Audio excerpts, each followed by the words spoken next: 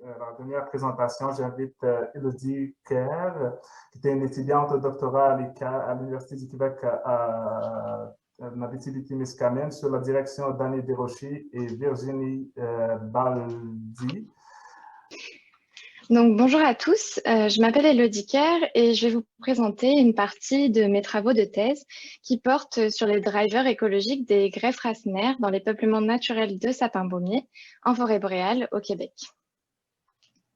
Donc, dans les écosystèmes forestiers, on a tendance à considérer les arbres comme des entités individuelles dont la principale interaction est la compétition pour les ressources telles que la lumière, l'eau ou les minéraux du sol. Cependant, il a été mis en évidence que les arbres étaient capables d'interagir de manière beaucoup plus complexe via des connexions racinaires. Donc, parmi les plus connues, on trouve les mycorhizes, mais une qui est bien souvent sous-estimée, c'est une connexion directe entre les racines qui s'appelle les greffes racinaires naturelles. Donc, ce phénomène, en fait, résulte de la fusion des tissus vasculaires de deux racines provenant de deux arbres, généralement issus de la même espèce.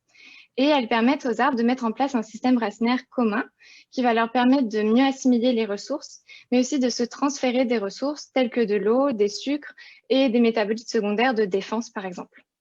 Ainsi, les arbres greffés présentent généralement une meilleure croissance et une meilleure résistance aux perturbations environnementales, comme les épidémies d'insectes ou les fortes températures. Donc, ça nous invite un peu à repenser les peuplements forestiers, non pas comme un regroupement d'entités individuelles en constante compétition pour les ressources, mais plutôt comme une communauté où les arbres sont capables d'interagir négativement via la compétition, mais aussi positivement via des relations de facilitation qui peuvent se mettre en place, notamment via les greffes racinaires.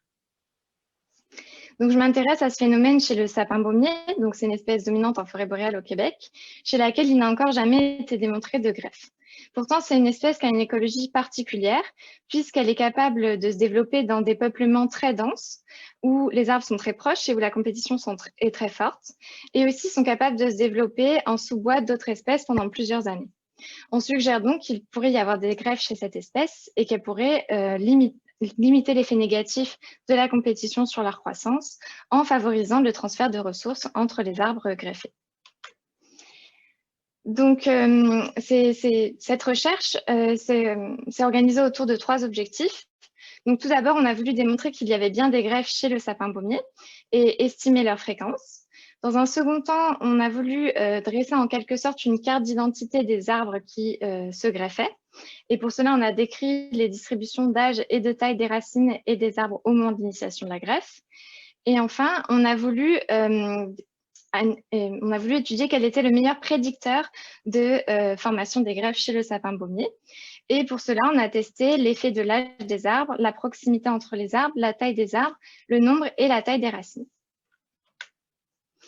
Donc, nous avons étudié 3 peuplements de sapin-baumier dans la région de l'Abitibi-Témiscamingue, donc au cœur de l'aire de répartition du sapin-baumier, dans le domaine bioclimatique de la sapinière à bouleau blanc et sur la ceinture d'argile de l'Ontario et du Québec. On a étudié 3 peuplements qui étaient monospécifiques, régénérés naturellement, qui avaient un âge supérieur à 30 ans, car c'est à partir de cet âge qu'on observe le plus de greffes chez d'autres espèces en forêt boréale, et aussi proche d'un point d'eau pour faciliter l'excavation hydraulique. Je vous expliquerai un peu plus en détail pourquoi plus tard. Et enfin, donc, nos sites faisaient à peu près 50 mètres carrés pour contenir un minimum de 15 arbres. Donc, dans chacun des sites, on a mesuré le diamètre à hauteur de poitrine des arbres, la distance entre les arbres, puis les arbres ont été abattus à l'aide d'une scie à chaîne. Et à l'aide d'une lance à haute pression, on a décapé en fait le sol pour faire apparaître l'intégralité du système racinaire de chacun des arbres présents dans les sites. Et ainsi, on a pu collecter des galettes de tronc de chacun des arbres, de chacune de leurs racines également, et on a pu prélever les greffes et les emmener en laboratoire. Ensuite, grâce à la dendrochronologie, on a pu interdater les galettes de tronc avec les galettes de racines et estimer l'âge des arbres, des greffes et des racines. Donc au total, on a excavé 125 arbres et 698 racines. L'âge des peuplements était très variable entre nos sites et en moyenne de 54 ans. Et la densité, elle aussi, était très variable et en moyenne de 8333 tiges par hectare. Donc, concernant les résultats, cette étude est la première à démontrer la présence de greffes chez le sapin baumier. On en a trouvé 58 pour 45 arbres greffés au total. Ça fait à peu près 1,3 greffes par arbre en moyenne. L'âge moyen des greffes au moment de l'excavation était de 14 ans. Et même si nos peuplements différaient fortement en termes de densité et d'âge, en moyenne, 36% des arbres étaient greffés dans tous nos sites. Donc, on a démontré que les peuplements étaient fortement interconnectés via les greffes racinaires. Donc ensuite, on a voulu dresser une carte d'identité des arbres qui étaient greffés. Donc ici, je vous ai représenté le pourcentage d'arbres greffés en fonction de l'âge au moment de l'initiation de la greffe. Et donc, on a pu constater que des greffes allaient se former chez des arbres âgés de 12 à 106 ans et qu'en moyenne, au moment de l'initiation de la greffe, l'âge des arbres était de 38 ans. Et globalement, 71% des arbres se sont greffés avant leurs 45 ans. Ensuite, donc, on s'est intéressé aux racines. Et ici, je vous ai représenté le pourcentage de racines greffées en fonction de l'âge des arbres, l'âge des racines, pardon, et le diamètre des racines au moment de l'initiation de la greffe. On a constaté que les greffes pouvaient se former chez des racines âgées de 5 à 64 ans. Et globalement, 65% des racines se sont greffées avant leurs 30 ans. Leur âge moyen était d'à peu près 26 ans. Concernant le diamètre des racines, les racines se formaient en moyenne quand elles avaient un diamètre de 4 cm et on n'a observé aucune greffe chez des racines ayant un diamètre supérieur à 15 cm. Donc, ce qu'il faut retenir ici, c'est que globalement, les racines greffées avaient un petit diamètre au moment de la formation de la greffe, probablement parce qu'elles ont une faible écorce et que ça facilite la fusion des tissus vasculaires. Ensuite, ici, je me suis intéressée à la distance entre les arbres greffés, donc au moment de l'excavation, cette fois-ci. Donc, je vous ai représenté le pourcentage de greffe en fonction de la distance entre les arbres greffés. Et ce qu'on a constaté, c'est que globalement, la distance moyenne entre les arbres greffés était de 50 cm et qu'aucune greffe se formait au-delà de 1,80 m de distance entre les arbres. Donc, ce qui est important de retenir ici, c'est que globalement, nos arbres greffés étaient très proches les uns des autres. Ensuite, donc, on a voulu déterminer quel était le meilleur prédicteur du nombre de greffes par arbre. Pour cela, on a utilisé un modèle linéaire généralisé et on a mis en évidence que l'âge des arbres, le diamètre des arbres et le diamètre moyen de leurs racines n'avaient pas d'effet significatif sur le nombre de greffes par arbre. Cependant, le nombre de racines et la distance entre les arbres, eux, avaient un effet très significatif. Donc ici, je vous ai représenté les projections du modèle précédent. Et on constate que lorsque la distance entre les arbres augmente, le nombre de greffes par arbre va diminuer. Et inversement, lorsque le nombre de racines augmente, le nombre de greffes par arbre va lui augmenter. Donc ici, je vous ai représenté un arbre d'inférence. Donc, il est basé sur le modèle précédent, mais ça donne des résultats un peu plus précis. Donc, en fait, lorsque la distance est inférieure à 0,13 m entre les arbres, globalement, c'est là qu'on observe le plus de greffes, autour de 5 greffes par arbre en moyenne. Lorsque la distance est supérieure à 0,77 m, globalement, nos arbres n'étaient pas du tout greffés. Entre 0,13 m et 0,77 m, le nombre de racines va fortement influencer le nombre de greffes par arbre. Globalement, si nos arbres avaient plus de 10 racines, c'est là qu'ils présentaient le plus de greffes, autour de 3 greffes par arbre en moyenne. Et si nos arbres avaient avaient 10 racines ou moins de 10 racines, ils présentaient environ une greffe par arbre. Donc, ce qui est important de retenir ici, c'est que la distance est le principal prédicteur du nombre de greffes par arbre, la distance entre les arbres. Probablement parce que lorsque les arbres sont proches, leurs racines ont plus de chances de rentrer en contact et dans un temps plus court, mais aussi parce que la proximité entre les arbres va favoriser l'abrasion mécanique des racines et donc la formation des greffes. Donc, pour conclure, cette étude est la première à démontrer la présence de greffes chez le sapin baumier, et ce, à une hauteur de 36% d'arbres greffés au sein des peuplements.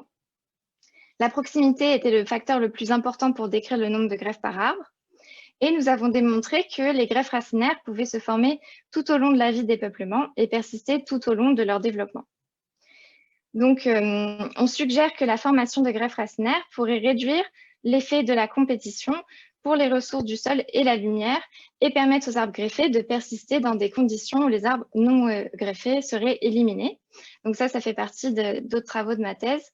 On fait des modèles de croissance intégrant la présence de greffes ou non et différents régimes de compétition intraspécifiques. Et on regarde si les arbres greffés sont finalement de meilleurs compétiteurs. Et pour conclure, l'intégration des connaissances sur les greffes racinaires dans les pratiques sylvicoles pourrait améliorer la gestion des peuplements de sapins baumiers. Ce sont des peuplements très denses où il est souvent pratiqué des éclaircies commerciales ou pré-commerciales. Cependant, il a été démontré que lorsque deux arbres étaient greffés et qu'on en coupait un sur les deux, l'arbre résiduel pouvait voir sa croissance diminuer parce qu'il doit maintenir en fait la croissance de la souche de l'arbre qui avait été coupé. Et donc, on suggère qu'il faudrait plutôt, chez le sapin baumier, préconiser des éclaircies par le bas et légères pour éviter cet effet négatif sur leur croissance. Je vous remercie pour votre attention. Merci beaucoup, Élodie, pour cette belle présentation. Donc, j'invite tout le monde à poser des questions, que ce soit sur le chat ou de lever la main sur le Zoom.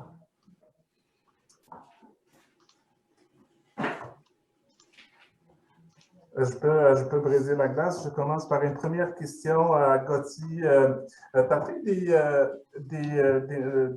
centres sur 9 arbres par plantation. Moi, en tant que généticien, je m'intéresse, est-ce que c'est des plantations de provenance, de famille? Est-ce que c'est des arbres naturels? Oui, la deuxième question, est-ce qu'il y a des variations entre les 9 arbres? Alors, à ma connaissance, c'est de la régénération naturelle. Et des différences, oui, il y en a des différences vraiment énormes entre les arbres. Même au sein d'un site, quand on a deux arbres voisins qui sont à 5 mètres l'un de l'autre, qui ont des diamètres similaires, bah, il y a des grosses différences. Donc sûrement d'un point de vue génétique, sûrement des différences d'anatomie du bois. Et on pense aussi que la morphologie du houppier, donc notamment la proportion de branches fines, va jouer un rôle important. Parce que c'est l'alternance gel-dégel qui va influencer les mouvements d'eau. Et plus une branche ou plus une partie de l'arbre va être grosse, plus il va y avoir une inertie importante et plus les changements de température vont être lents. Alors que dans les branches fines, les changements vont être très rapides. Donc voilà, des grosses différences. Je pose la question, peut-être Sergio peut me corriger, c'est un trait qu'on peut l'intégrer dans des programmes d'amélioration peut-être de l'érable. Mais on a d'autres projets justement qui visent à étudier cela. OK. Pourquoi ça varie autant entre les arbres. D'accord, merci. Des questions? Je vois Valentina. Oui, tu peux poser ta question. Oui, bonjour. Ma question, c'est pour Maridou. En effet, je me demandais si le fait que les graines soient plus résistantes à la sécheresse, ça ne pourrait pas être lié aussi à la transition entre le bois juvénile et les bois matures. Si vous avez fait des spéculations par rapport à ça, s'il y a des différences entre les espèces.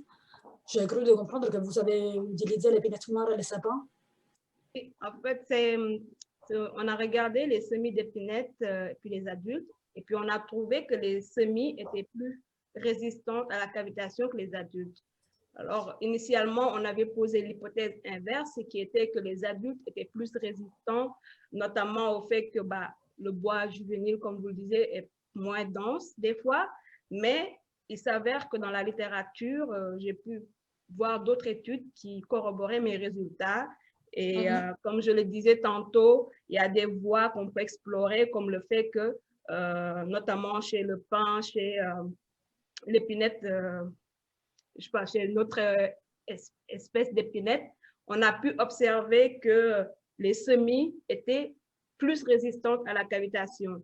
Et ça, c'est peut-être lié au fait que les semis pouvaient maintenir leur conductance hydraulique, même à des tensions plus élevées, pour mieux résister à la sécheresse. Donc ça, c'est une voie à expérimenter, étant donné que celle de la densité a été un peu balayée par nos résultats.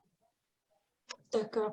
Est-ce qu'il peut y avoir un effet de la taille? Parce qu'en effet, dans les bois juvéniles, la taille des conduites, c'est beaucoup plus petite tu as aussi une odeur qui est plus limitée. Est-ce que ça pourrait jouer dans vos résultats?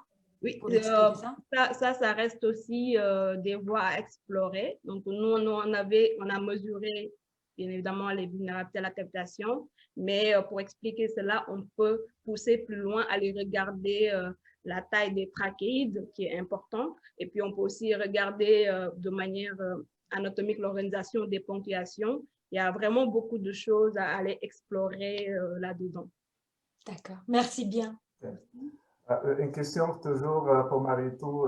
Tu as parlé de l'épinette blanche, l'épinette noire, considérant la variation intra-espèces. C'est quoi tes semis? Est-ce que c'est des provenances, c'est des familles, c'est quoi exactement OK. Alors, les épinettes blanches semis et adultes ont la même provenance. Et les épinettes noires, semis comme adultes, ont la même provenance. Et tout ça, on a essayé de contrôler le plus pour éviter cette variabilité-là. Alors, pour expliquer la différence entre épinettes noires et épinettes blanches, on peut regarder, comme je le disais tantôt, la différence des ponctuations qui représentent, c'est-à-dire la communication entre deux trachéides. Donc, ça représente ça peut expliquer 50% de la résistance à la cavitation chez les conifères. Donc, il y a certains éléments de la littérature qui ont montré que ces ponctuations étaient plus résistantes chez l'épinette noire. Il y a aussi la densité du bois de l'épinette noire qui est plus importante que celle de l'épinette blanche. Donc, ce sont ces deux éléments de réponse que je peux utiliser pour corroborer mes résultats. Merci. J'ai une question pour Élodie sur le chat.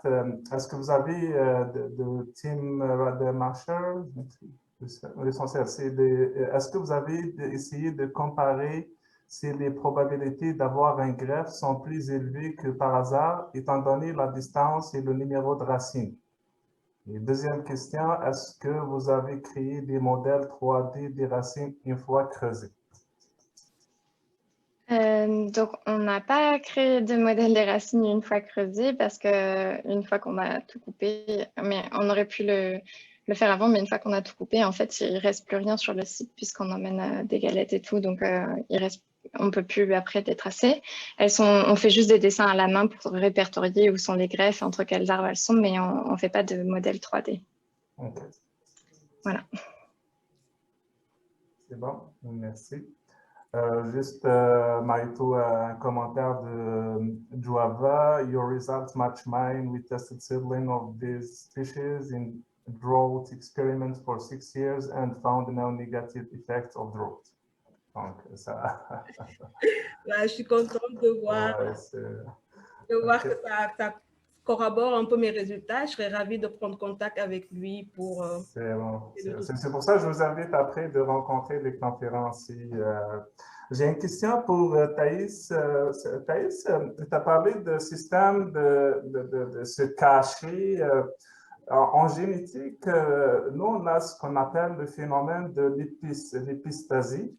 Et c'est un phénomène d'interaction entre les gènes et, par exemple, dans le cas des champignons, il y a des gènes de virulence un gène de virulence, le champignon peut, par exemple, cacher l'expression d'un gène de virulence pour qu'il ne soit pas détecté par l'arbre. Donc, c'est ça c'est comme une façon d'esquivage, de se camoufler. Le champignon est là, mais l'arbre, on ne peut pas le détecter parce qu'il a caché le gène de virulence qui est connu par l'arbre. C'est pour ça qu'on appelle ça une interaction épistasique.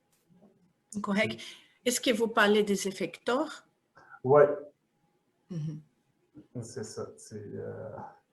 C'est parce que tu as parlé de cacher, c'est un phénomène, ce qu'on appelle d'épistasis interaction. OK. Ah, merci. Okay.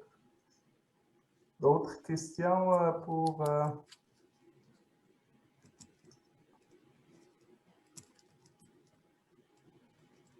Oui, c'est bon. Moi, j'ai posé toutes mes questions. Sinon, s'il n'y a pas de questions... Ah oui, Valentine, ah oui. Ah ben, cette fois, ça sera une question pour Gauthier. Je me demandais si il y a moyen, à ton avis, de considérer que le fait que... C'est vrai que l'érable, il a une grande largeur de scène passante, mais de ce que j'ai vu en littérature, on voit que dans la saison de croissance, le flux, il se déplace. Alors, je me demandais, est-ce que tu penses qu'on serait capable de mesurer ça dans tes arbres? Et est-ce que tu as fait quelques observations à ce propos? Très bonne question. Il faudrait que je regarde en fait. Je me suis surtout intéressé à ce qui se passe pendant la coulée. Je n'ai pas vraiment regardé ce qui se passe pendant la saison de croissance, mais on a des données. Fait qu'on peut regarder ça. Après, on a juste 3 profondeurs de mesure, 7, 17,5 et 30 mm. Fait que je ne sais pas si les mouvements vont être suffisamment importants pour que ça se voit sur les sondes ou pas. Mais je vais regarder ça, puis je te dirai. D'accord, merci bien. Merci Valentina. Une question pour Thaïs aussi de la part de Lambert. Comment expliquer transcrire des gènes de ophiostoma dans l'orne auquel on a injecté de l'eau? Ah oui, bien sûr, parce que quand on a fait notre cartographie, on avait aussi match dans notre orme qui on injectait juste de l'eau. Comme on a fait notre expériment dans les végétales, il y avait des organismes, des champignons qui vivent naturellement dans l'arbre. Ça nous donnait aussi des expressions positives des gènes aussi. Mais quand j'ai fait toutes mes analyses, moi, j'ai enlevé ces gènes pour que je puisse réussir cibler plus les gènes liés à la pathogénicité. Parfait. Peut-être une autre question pour Élodie. Élodie, tu as parlé que les greffes racinaires, c'est pour les ressources du sol, mais dans le cas d'une attaque de stress quelconque, est-ce que ça a été, il y aura aussi de transmission des signaux aussi vers d'autres arbres? Est-ce que ça se transmet ou seulement pour des ressources? Pas pour les greffes racinaires directement, mais pour des arbres qui font des drageons. Il a été montré qu'il pouvait se transmettre des signaux en cas de défoliation des feuilles par les insectes. Donc ça c'est possible. Puis on est en train de faire en fait des analyses des composés chimiques qui pourraient être transmis et on suppose que oui, il pourrait y avoir des molécules de défense qui pourraient être transmises en cas de stress hydrique par exemple ou d'autres choses de ce type. Ok, merci. D'autres questions? Non. Donc, merci beaucoup. Merci les 4 présentateurs aujourd'hui. On a parlé on a passé du sève jusqu'au greffe racinaire. C'est très intéressant. J'apprécie beaucoup. Je vous invite aussi à rencontrer les conférenciers pour plus de détails sur certains sujets qui vous intéressent. Et je vous invite aussi à assister à la prochaine activité qui sera les affiches aussi. Donc, bon colloque.